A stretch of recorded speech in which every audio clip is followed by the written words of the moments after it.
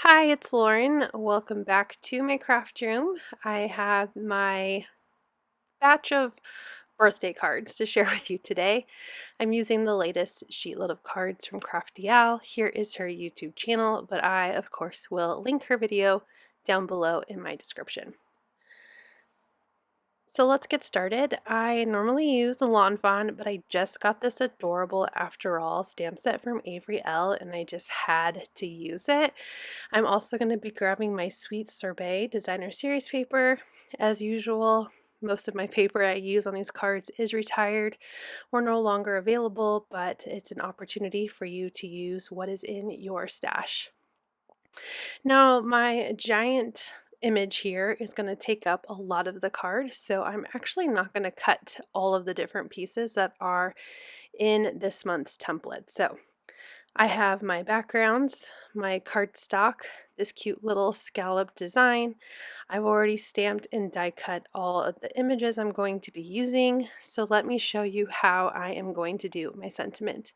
So my card colors are very fun and whimsical, but there is a black color in them. So some of the designer series paper color has these cute little black scallops. So I wanted to stamp my sentiment onto black cardstock and emboss it in white to make sure I tie in that black into the rest of my card.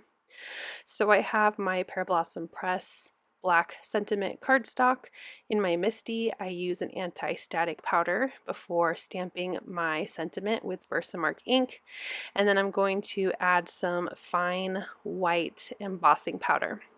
I'm going to go ahead and melt that down with my heat gun, and once it's cool enough, because I have smeared it before, I'm going to use my little paper trimmer here to cut out my sentiment.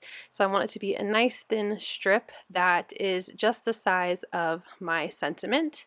And now I will make sure I have all of them done. Here you can see I have all of my sentiments embossed and cut and ready to go.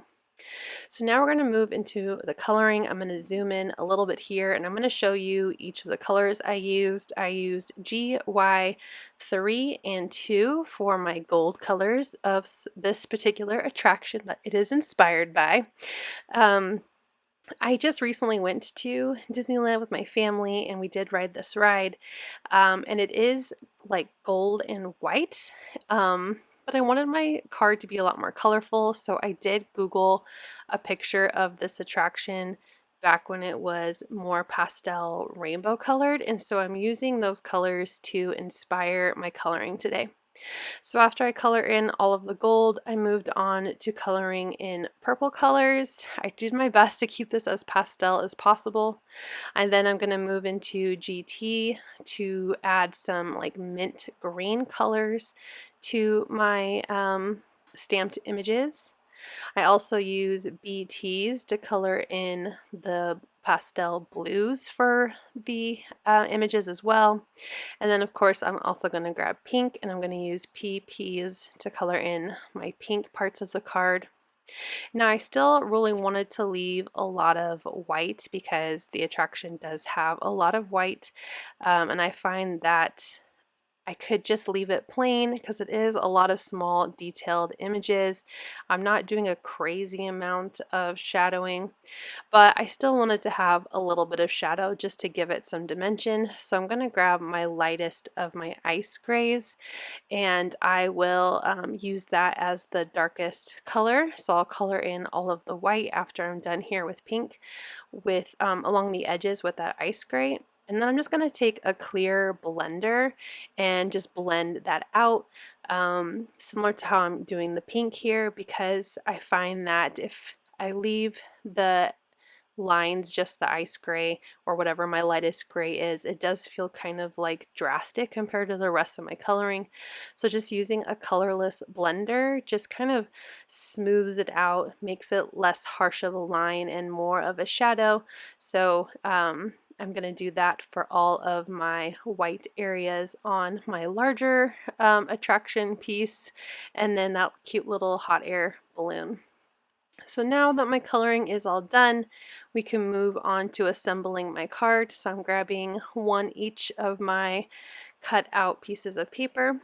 I'm going to glue this kind of mint teal color to the card, and the design has it probably, I would say, about a ½ inch from the bottom, but I'm just going to put a little sliver because my stamp is just so tall compared to the design. I'm also going to glue on this little scalloped piece to the right just to add a little more fun to my card.